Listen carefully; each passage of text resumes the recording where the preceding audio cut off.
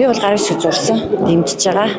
Угаасаа улсын хурлын хоёр чиг үүрийн нэг нь нэгдүгээрт хууль батлах, хоёрдугаарт хуулийн хэрэгжилтэд хяналт шалгалт хийх гэдэг. Тэгэхээр хяналт шалгалт хийдэг хамгийн гол арга механизм нь юу вэ гэхээр төр хороо байгуулах. Тэгэхээр энэ бол яг хуулийнхаа дагуу явагдаж байгаа процесс. Мэдээж юуг шалгах уу, юуг шалгахгүй гэдэг чинь бас тусдаа асуудал тий. Мэдээж одоо юм болгоныг шалгаад байна гэж бол байхгүй.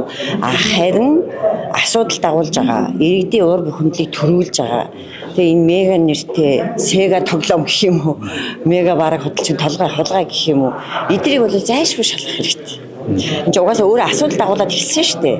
Тэзүү байхгүй, байгаль орчны нөлөөлийн үнэлгээ байхгүй, байгаль орчны менежментийн төлөвлөгөө байхгүй, байхгүй. Мөртлөө 500-600 тэрбум орчим төгрөг яасан аль хэзээний шилжүүлсэн нэг компани руу хятадтай. Тэгээд дээрэс нь тэр компани нь өөрөө дахиад асуудалтай тий. Тэр компанийн хийсэн ажлуудыг open data-гаар шүүгээд үзсэн чинь ихэнх нь тэр ажлуудыг хийгээгүй баг өөр компаниуд хийсэн байлээ гэж энэ манай туулгал аврыг гэдэг энэ иргэдийн хөдөлгөөнийх мэдээлж ирсэн л да. Тэгэхээр аль ч утгаараа энэ их олон одоо иргэдийн уур бухимдлыг төрүүлсэн энэ асар их хэмжээний мөнгө 2.3 их найдаж маш их мөнгө шүү дээ.